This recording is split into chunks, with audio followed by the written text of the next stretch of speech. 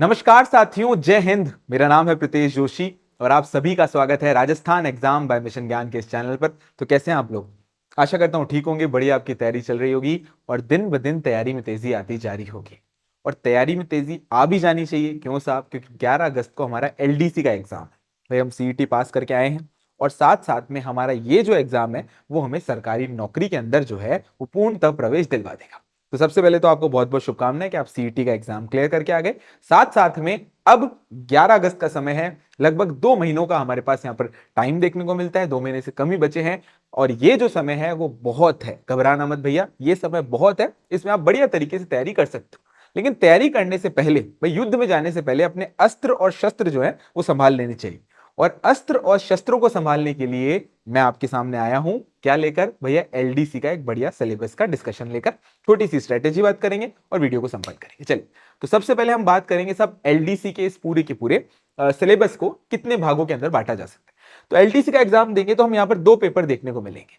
पहला पेपर हो जाएगा आपका सामान्य ज्ञान का, जनरल साइंस का, साथ साथ में मैथ्स वाला। दूसरा पेपर हो जाएगा आपका लैंग्वेज का, यानी कि हिंदी इंग्लिश वाला। दोनों पेपर हमें देखने को मिलते हैं कि 150 क्वेश्चन आते हैं और साथ साथ में हमें देखने को मिलता है पूरा का पूरा पेपर 100 नंबर का होता है। तो भैया ये 2 पेपर का खेल है और ये जो खेल है वो हमें बताएगा कि हम किस तरीके से एलडीसी की परीक्षा के अंदर राजस्थान के अंदर फर्स्ट रैंक लेकर आ पाएंगे। अपने फर्स्ट रैंक से कम तो सोचना ही नहीं। चलो भैया, तो सिलेबस के बारे में बात करते हैं, देखते हैं सब एलडी का सिलेबस हमें क्या क्या बात करते हैं। पहले हम यहां पर बात करेंगे सब पेपर नंबर फर्स्ट की। तो लो भैया, paper number first. Paper number first के अंदर क्या क्या आता है? तो सर 3 सब्जेक्ट आते हैं। एक तो है सामान्य ज्ञान, एक है दैनिक विज्ञान और एक है अपने आप में गणित। तीनों बड़े इंपॉर्टेंट सब्जेक्ट हैं, अपना काम इन्हीं से ही चलेगा, नंबर इन्हीं से ही आएंगे। अब सबसे पहले अगर मैं सामान्य ज्ञान की बात करता हूं तो इसके अंदर पहला पॉइंट दिया गया है समसामयिक मामले। समसामयिक मामले का मतलब हो गया करंट अफेयर्स। क्या हो गया? Current affair. राजस्थान के एग्जाम्स के अंदर करंट अफेयर का जो महत्व है वो अपने आप में पूर्णतः बढ़ता ही जा रहा है। तो ये समसामयिक मामले, समसामयिक मुद्दे जो है किस टाइप के क्वेश्चन आएंगे? सर राष्ट्रीय यानी नेशनल लेवल के अंदर कोई घटना हो गई, प्रादेशिक स्तर यानी आपके स्टेट लेवल की कोई घटना हो गई, इन सब के करंट अफेयर हमारे लिए इंपॉर्टेंट है। क्या क्या चीजें उठती हैं भैया? प्रमुख घटनाएं। अब घटनाएं कौन सी होंगी? सब G20 से क्वेश्चन पूछ लेगा या जो चुनाव है उनसे इंपॉर्टेंट क्वेश्चन पूछ लेगा। इसी के साथ साथ में कुछ जुड़े हुए इंपॉर्टेंट मुद्दे, संगठन और संस्थाएं। बिल्कुल पोस्ट से यहां पर क्वेश्चन आता है, संगठन से क्वेश्चन आते हैं कि साहब कैग कौन बन गए, हमारे ह्यूमन राइट कमीशन के अध्यक्ष कौन बन गए। बेसिक क्वेश्चन यहां पर आते हैं, ज्यादा घबराने वाली जरूरत नहीं है। पर करंट अफेयर आपका 1 साल का मिनिमम टू मिनिमम अपने पढ़ना ही है और 6 महीने, जो लास्ट 6 महीने होते हैं, वहां से ज्यादा क्वेश्चन हमें देखने को मिलते हैं। जैसे चुनाव इंपॉर्टेंट हो गया, G20 इंपॉर्टेंट हो गया, नई इंपॉर्टेंट पोस्ट इंपॉर्टेंट हो गई, क्वेश्चन ही आएंगे। दूसरा हमें पॉइंट बताता है साहब भूगोल एवं प्राकृतिक संसाधन, यानी ज्योग्राफी और नेचुरल रिसोर्सेस। अब क्या क्या आ रहा है सब इसके अंदर? भारत की पारिस्थितिकी एवं वन्य प्राणी, साथ साथ में राजस्थान की भौतिक दशाएं, जलवायु, वनस्पति, मृदा, प्रमुख भौतिक विभाग, मानव संसाधन, जनसंख्या, जातियां, राजस्थान के प्राकृतिक संसाधन, खनिज, वन, जल, पशु, वन्य प्राणी और संरक्षण। अब मुझे एक बात बताओ, क्या इसमें कोई अलग चीज हो गई क्या? तो आप कहोगे साहब बिल्कुल भी अलग चीज नहीं हुई, जो हम सीईटी के अंदर पढ़ते हुए हैं वही वाली सेम टू सेम ज्योग्राफी हो गई, तो काम तो उससे ही चलेगा। और इंपॉर्टेंट सर इसके अंदर पूछी गई है इकोनॉमिक्स। लेकिन आप बोलोगे सर इकोनॉमिक्स का तो नाम ही नहीं है। पॉइंट नंबर 3 पढ़ो, क्या बोल रहा है? राजस्थान की कृषि और आर्थिक विकास। अभी जो कृषि और आर्थिक विकास है वो अपने आप में ज्योग्राफी से जुड़े हुए हैं, तो इससे ज्यादा घबराना मत, परेशान मत हो भैया। राजस्थान की प्रमुख फसलें, कृषि आधारित उद्योग, प्रमुख सिंचाई परियोजना, पंचायती राज, उनकी भूमिका, इसके अलावा कुछ और परियोजनाएं, हस्त उद्योग, विभिन्न आर्थिक योजनाएं, कार्यक्रम एवं विकास की संस्थाएं। ये सारी की सारी बातें आपको यहां पर देखने को मिलती है। ये मुख्यतः योजनाओं से क्वेश्चन आएंगे, कृषि से क्वेश्चन आएंगे और इसके लिए आपको जो इकोनॉमिक रिव्यू है, आर्थिक समीक्षा है, उसको पढ़ना है, बजट पढ़ना है, अपना काम यहां पर हो जाएगा, ज्यादा घबराने वाली बात। अब आ जाता है सब राजस्थान की इतिहास और संस्कृति। अब लाडलो देखो, राजस्थान की इतिहास और संस्कृति में क्या टॉपिक? वही टॉपिक जो अपन सीईटी के अंदर पढ़ के आए हैं। क्या क्या पढ़े सर? जब इतिहास की दृष्टि से देखते हैं तो एक पॉइंट लिखा हुआ है मध्यकालीन इतिहास।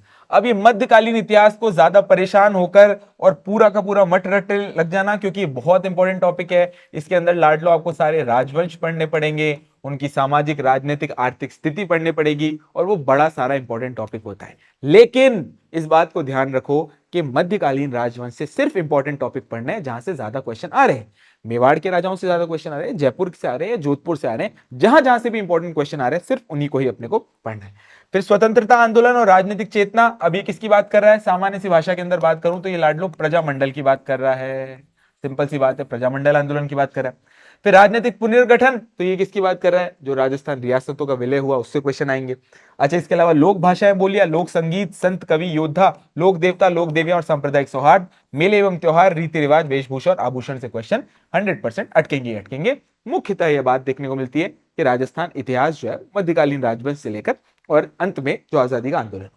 अब एक बात यहां पर ध्यान रखो कि हमेशा फोकस करो किसके ऊपर, कल्चर के ऊपर। कल्चर यानी कि जो कला संस्कृति वाला टॉपिक है वो हमारे लिए बहुत इंपॉर्टेंट हो जाता है, वहां से ज्यादा क्वेश्चन आते हैं। अगर राजस्थान कला संस्कृति से 10 क्वेश्चन आ रहे हैं एग्जाम्पल, तो ये मान लो 6 से 7 कला संस्कृति से आएंगे और 3 एक क्वेश्चन जो है वो आपके इतिहास से है। चलो, इसके अलावा सब ये राजस्थान के औद्योगिक विकास की बात कर रहे हैं, तो भाई ये भी ज्यादा परेशानी वाली बात नहीं है। जो ज्योग्राफी के अंदर टॉपिक पढ़े वही यहां पर बिल्कुल कॉमन आ जाएंगे। कौन कौन से, देखो, प्रमुख उद्योग और औद्योगिक क्षेत्र, कच्चे माल की उपलब्धता, खनिज आधारित बड़े छोटे और कुटीर उद्योग, 2-3 पन्नों का काम है, उससे ज्यादा बड़ा काम नहीं। इनके अलावा ऊर्जा के विभिन्न स्रोत, जलवायु, तापीय, अणु, पवन एवं सौर ऊर्जा, इनके डेटा बिल्कुल याद रख लेना कि साहब कौन सा हमें संयंत्र जो है उसकी कितनी कैपेसिटी है और कहां पर स्थित है, यहां से क्वेश्चन आता है।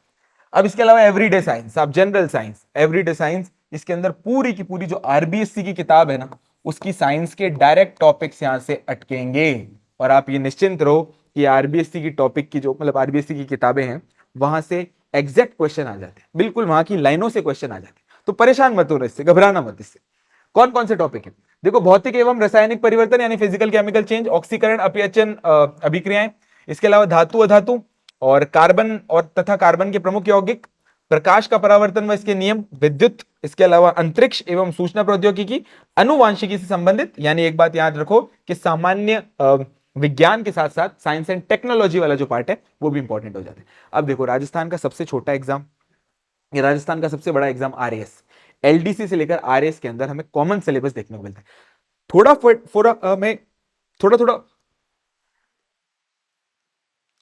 थोड़ा यहां पर हमें शब्दों का इधर उधर देखने को मिलता है, पर बाकी सेम टू सेम सी घटना होती है, कोई बड़ी बात नहीं। चलो भाई, इसके अलावा और क्या चीजें हैं, तो भाई इसके अलावा हमें पर्यावरण यानी एनवायरमेंट के टॉपिक्स देखने को मिलते हैं, पारिस्थितिकी संयंत्र और साथ साथ में रासायनिक चक्र, डेवलपमेंट ऑफ न्यू वेराइटीज यानी नए पादप किस्मों की परिवर्धन, जंतुओं का आर्थिक महत्व, रक्त समूह, ये सारे के सारे टॉपिक हैं। साइंस अपनी आराम से हो जाएगी, आरबीएससी के डायरेक्ट टॉपिक्स यहां से दिए गए। अब आ जाता है साहब मैथ्स, तो जो मैथ्स बैकग्राउंड से हैं वो तो खूब खुश हो जाएंगे, बोलेंगे साहब हमारी मैथ्स तगड़ी है। लेकिन जो नॉन मैथ्स बैकग्राउंड के वो घबरा जाएंगे। बिल्कुल मत घबराना, इतनी ज्यादा टफ यहाँ पर मैथ्स नहीं। क्या, वैदिक विधि से पूर्ण संख्याओं का वर्ग, मूल, घनफल, साथ साथ में वर्गमूल और घनमूल। इसके अलावा हमें देखने को मिलता है गुणनखंड, इसके अलावा अनुपात समानुपात, हमें देखने को मिलता है समतल आकृतियों का क्षेत्रफल, कोण एवं उनके माप, आंकड़ों का चित्रों का निरूपण, केंद्रीय प्रवृत्ति के माप, माध्य विचलन, जन्म मृत्यु सांख्यिकी और सूचकांक, यानी लास्ट पार्ट बता रहा है स्टैट्स वाला टॉपिक से, मीन मीडियन मोड की यहां पर बात हो रही है। चलो, अब ये वो वाले टॉपिक हैं जो आप सीईटी के अंदर बिल्कुल एग्जैक्ट तौर पर पढ़ चुके हो, यानी सीईटी का सिलेबस यहां पर पूर्णतः छाप दिया गया है बिना किसी समस्या के। अब आ जाती है sir pattern of the question, क्या क्या है पैटर्न ऑफ द क्वेश्चन, कैसे रहेगा, तो सर ये तो हमें बिल्कुल पता ही है, ऑब्जेक्टिव पेपर रहेगा, यानी एमसीक्यू है, गोले भरने हैं, गोले भरने में तो माहिर हैं, तभी तो सीईटी पास करके आए। इसके अलावा मैक्सिमम मार्क्स जो है वो 100 हैं और नंबर ऑफ क्वेश्चन 150, तो इस बात को बिल्कुल ध्यान रख लेना, 150 क्वेश्चन का खेल है और 100 नंबर अपने यहां पर पूर्णांक है। 3 घंटे का समय मिलेगा, सारे क्वेश्चन इक्वल हैं और there will be negative marking, 1/3। अब जो सीईटी का एग्जाम करके आए हैं वो तो बोलेंगे साहब नेगेटिव मार्किंग वहां थी नहीं, यहाँ तो 1/3 आ गई, तो कोई समस्या वाली बात नहीं है। नेगेटिव मार्किंग देखो अपने आप में अच्छी चीज है, मेरा तो ऐसा मानना है। क्यों? क्योंकि इसमें आप सीमित प्रश्न करके आते हो, ऐसे नहीं आप लप्पे लगा के आ गए। तो नेगेटिव मार्किंग अपने जैसे जो यहाँ पर सारे के सारे वीडियो देख रहे हैं, अच्छी तैयारी करने वाले छात्रों के लिए बहुत खुश की बात है, घबराना मत इस बात से।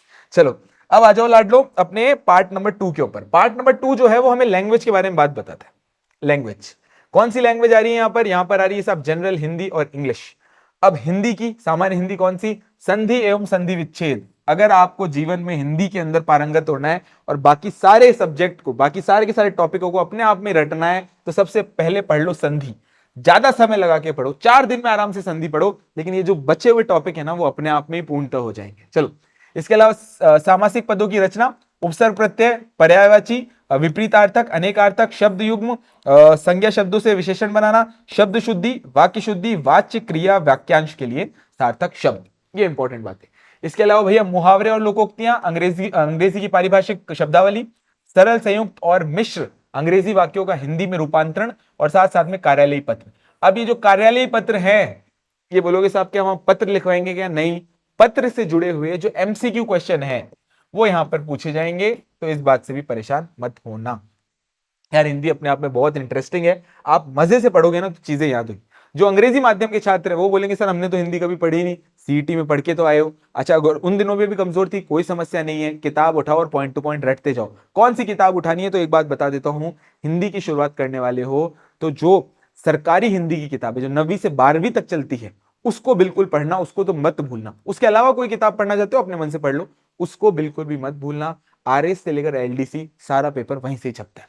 एक आध दो तीन क्वेश्चन बाहर से आ जाए तो अलग बात है, लेकिन हिंदी वहां से मुख्यतः आती है।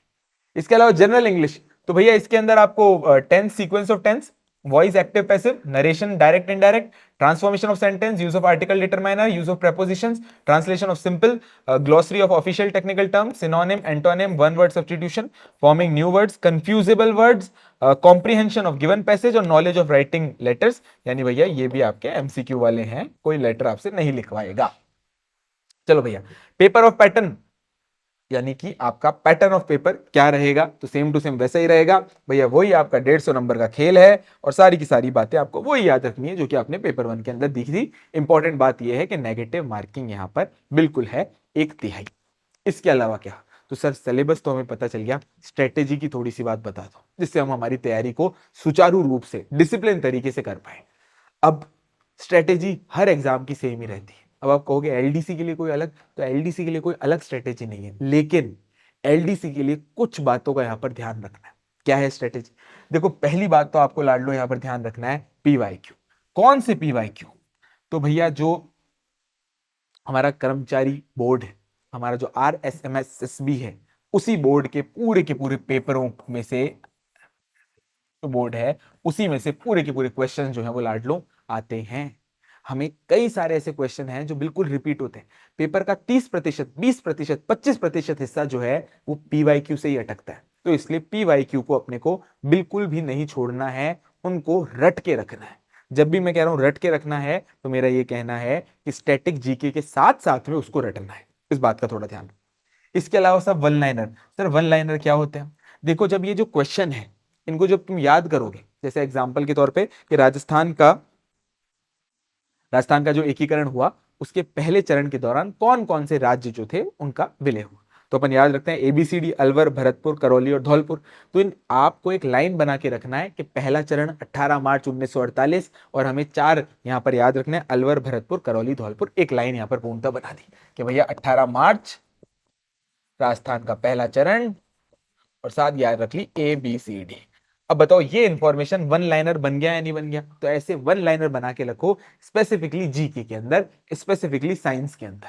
ये जीके और साइंस के अंदर ऐसे अगर वन लाइनर बना लोगे तो आपका काम बढ़िया तरीके से चल जाएगा। 10, 15, 20 पन्नों, 30 पन्नों में छोटे छोटे वन लाइनर अगर बना के रख लिए तो बड़ी अच्छी तरीके से आपका पेपर पास हो जाएगा, इस बात की मैं गारंटी देता हूं। तीसरी इंपॉर्टेंट बात है यहां पर प्राथमिकता। तो भैया बिल्कुल जीवन के अंदर प्राथमिकता, प्रायोरिटी बहुत ज्यादा जरूरी है। तो साहब किस चीज की प्राथमिकता आपको ध्यान रखना है? पहले आपको कौन सा करना है, बाद में कौन सा करना है। शुरुआत में उन टॉपिक्स को कर लो जो आपको टफ लगते हैं। क्यों? क्योंकि बाद में जैसे जैसे समय कम होता जाएगा आपको घबराहट बढ़ती जाएगी, इसलिए उन टॉपिक को बिल्कुल पढ़ लो जो आपको टफ लगते हैं। जैसे अगर आप नॉन साइंस बैकग्राउंड से हो तो पहले साइंस खत्म कर लो, पहले मैथ्स खत्म कर लो, हिंदी इंग्लिश को कॉन्टिन्यूस रख लो और अपनी जीके को पूर्णतः पढ़ते जाओ। जैसे एग्जांपल के तौर पे भैया सर हमने पेपर 1 उठाया, अब हम नॉन साइंस बैकग्राउंड से हैं, तो भैया सबसे पहले तो सामान्य विज्ञान पढ़, प्राथमिकता इसको दे दो। इसके साथ साथ में पेपर 2 का एक दिन हिंदी एक दिन इंग्लिश, या फिर एक हफ्ते इंग्लिश एक दिन हिंदी। इस बात का ध्यान रखो, ये जो हिंदी इंग्लिश है ये बिल्कुल नहीं छोड़नी, रोज 2 घंटे जो है वो minimum to minimum Hindi English पढ़नी है, वरना काम नहीं चलेगा, इस बात को ध्यान रखना। चलो लास्ट बात आ जाती है सर रिवीजन। रिवीजन कैसे करना है?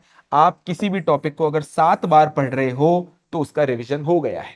रटने का तरीका आप बोलते हो सर हमें तो याद नहीं रहता, 7 बार पढ़ लो ना, याद अपने आप रह जाएगा। एक बार आज ही 7 बार किसी चीज को पढ़कर देखना, मजा आएगा। ठीक है भाई, कोई समस्या नहीं। तो चलो भाई स्ट्रेटेजी की बात हो गई, इन बातों के ऊपर चलोगे 100 और 10%, 110% कह रहा हूं कि आपका एलडीसी के अंदर बढ़िया रैंक के साथ जो है वो सिलेक्शन होगा। आप जो मनपसंद आपने अपनी जो लिस्टिंग के दौरान प्रायोरिटी रखी है वो आपको पोस्ट मिलेगी, निश्चिंत हो जाना। चलो तो भाई स्ट्रेटेजी की बात हो गई, सिलेबस की बात हो गई। अब सर आप क्या कर सकते हो, यानी कि जो राजस्थान एग्जाम मिशन ज्ञान है वो पूर्णतः क्या कर सकता है, तो राजस्थान एग्जाम मिशन ज्ञान आपके लिए लेकर आ रहा है बाबूजी बैच। अब बाबूजी बैच वो इतना इंपॉर्टेंट है, क्यों? क्योंकि साहब 17 तारीख से चालू हो रहा है, 4 बजे से चालू हो रहा है, सारे के सारे सब्जेक्ट यहां पर पढ़ाए जाएंगे और आपका कंप्लीट रिवीजन और कंप्लीट तैयारी जो है इस पे पूर्णतः हो जाएगी क्वेश्चन के माध्यम से। शानदार एमसीक्यू क्वेश्चन होंगे जिससे आपका पूरा का पूरा टॉपिक जो है वो कंप्लीट हो जाएगा। जो छात्र जीरो से तैयारी कर रहे हैं उनके लिए इंपॉर्टेंट है, जो छात्र रिवीजन करना चाहते हैं उनके लिए इंपॉर्टेंट है, और साथ साथ में एलडीसी के अलावा जो सीईटी की तैयारी कर रहे हैं वो भी छात्र, उनके लिए भी ये क्लासेस इंपॉर्टेंट है। क्यों? क्योंकि भैया एलडीसी और सीईटी का सिलेबस अपने आप में बिल्कुल सेम सा ही है। तो भाई इन बातों का ध्यान रखना है। बहुत बहुत शुभकामनाएं, तैयारी करते रहो। 11 अगस्त जो है वो नजदीक भी है और दूर भी है। दूर आराम से पढ़ लेंगे, इस बात में मत रहना, नजदीक घबराहट नहीं रखनी है। तो दोनों ही बातें हैं, अच्छे से तैयारी करो, आपके लिए बाबूजी बैच। अंत में एक ही बात, भारत है मेरी जान और मिशन है मेरा ज्ञान। जय हिंद, जय भारत और जय Rajasthan. Thank you so much.